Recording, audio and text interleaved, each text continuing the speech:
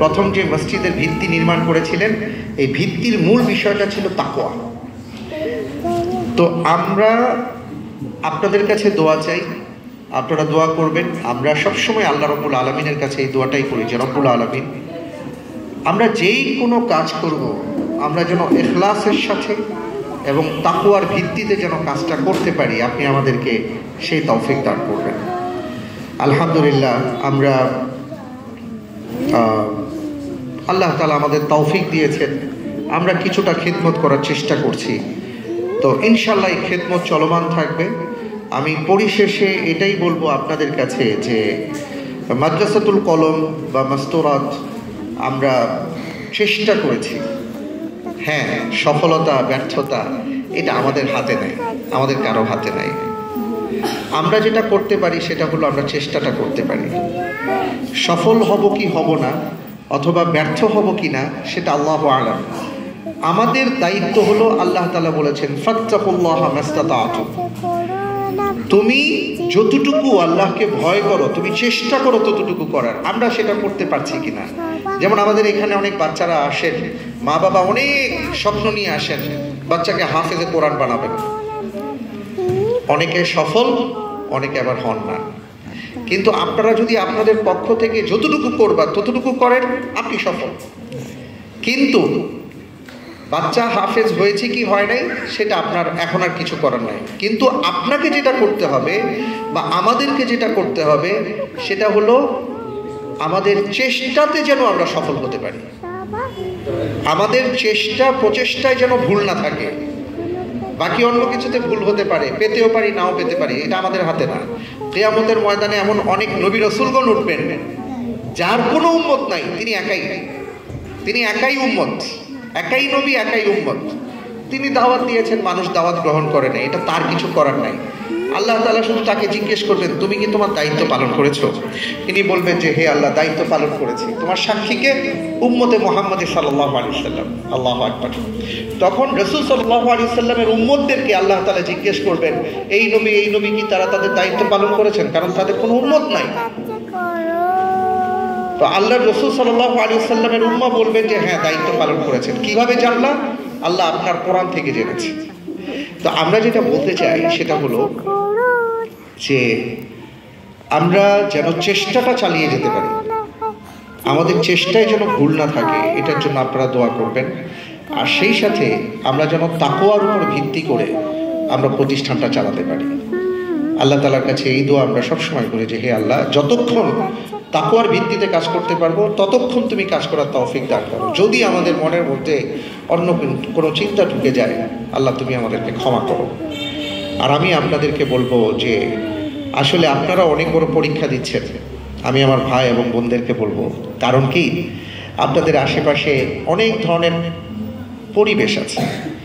এক সময় আমরা বাংলাদেশের প্রেক্ষাপটে শুনতাম যেই ছেলেটার হাত নাই, পা নাই, ল্যাংড়া, গুলা, জাড়, মেধা নাই, এদেরকে মাদ্রাসা দেওয়া হয়। এটা এক সময় ছিল, কিন্তু সেই দিন আমরা অনেক আগে পার হয়ে আসছি, অনেক আগেই পার হয়ে আসছি। আমি যদি আমার কথা বলি, আমি আমার পুরো বংশের মধ্যে একমাত্র ছেলে ছিলাম, আমার পুরো বংশে একমাত্র ছেলে।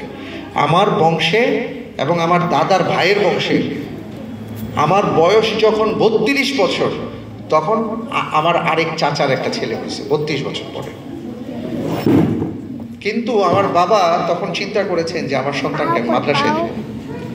তো এটা এই জন্য বলা যে আপনারা আজকেই এইখানে যারা বসে আছেন, আমি জানি আপনারা যেই পরিবার, যেই পরিবেশের, আপনারা চাইলে আপনাদের বাচ্চাদেরকে অন্য জায়গায় অনায়াসে দিতে পারতেন, তাদেরকে ডাক্তার, ইঞ্জিনিয়ার, অন্য কিছু বানানোর স্বপ্ন দেখতে পারতেন। কিন্তু আপনারা স্বপ্ন দেখেছেন যে আমার সন্তান দাঈ ইলাল্লাহ হবে।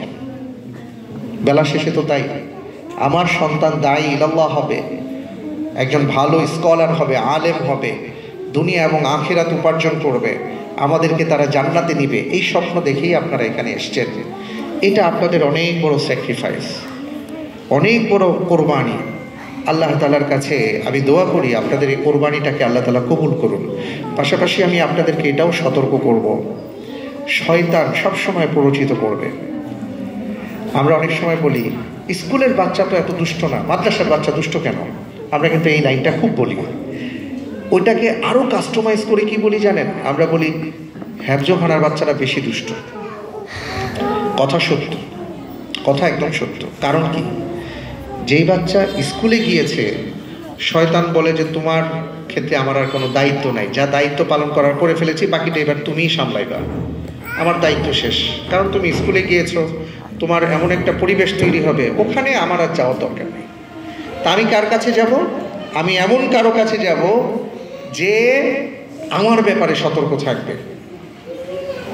এই কারণে শয়তান সবচেয়ে বেশি মাদ্রাসা এবং যে সকল গার্ডিয়ান মাদ্রাসায় বাচ্চা দিয়েছে এদেরকে প্ররোচিত করতে থাকে, এদেরকে প্রচণ্ডভাবে প্ররোচিত করতে থাকে।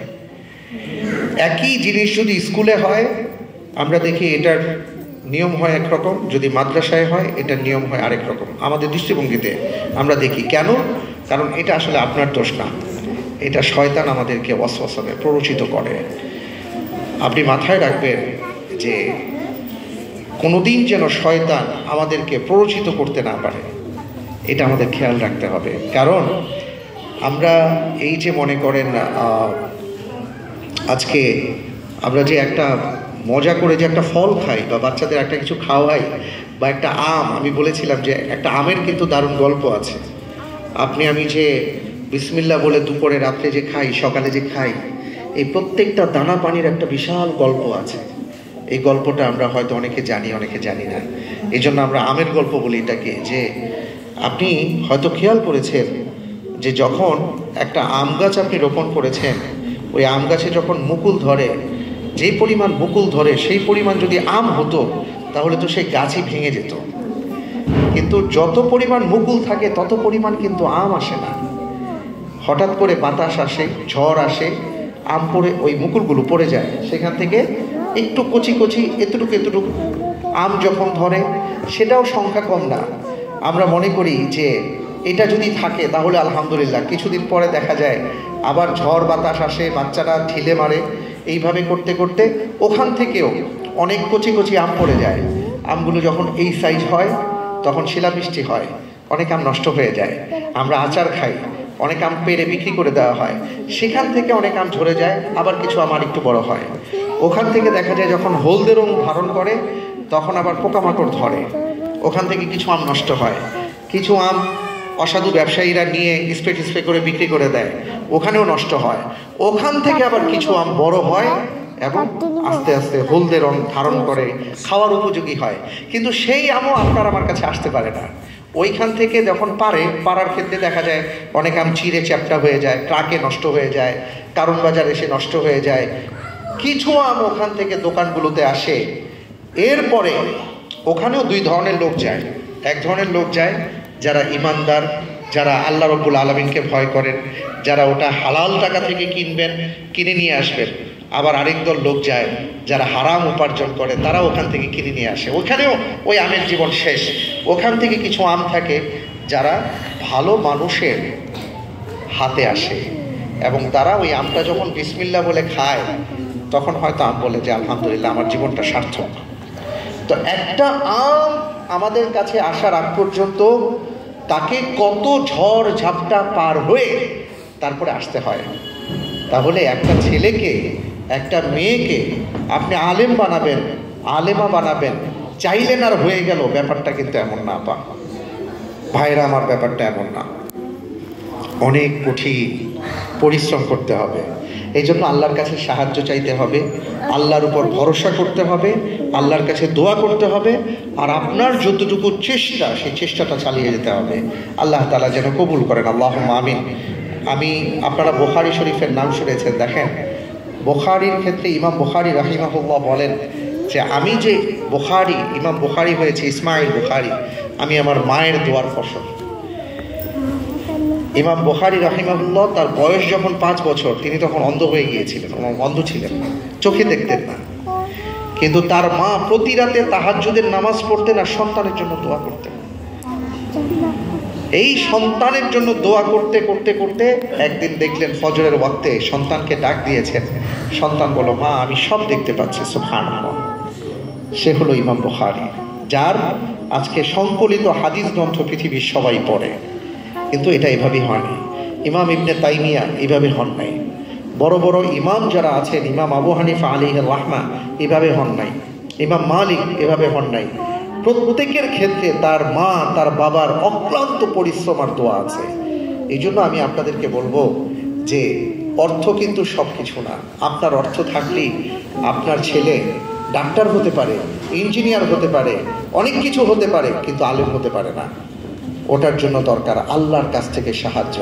এই জন্য খুব বেশি করে আল্লাহ রাব্বুল আলামিনের কাছে আপনারা দোয়া করবেন, তাহাজ্জুদের নামাজ পড়বেন, সেই নামাজে আল্লাহর কাছে দোয়া করবেন, হে আল্লাহ আমার সন্তানকে আপনি কবুল করেন।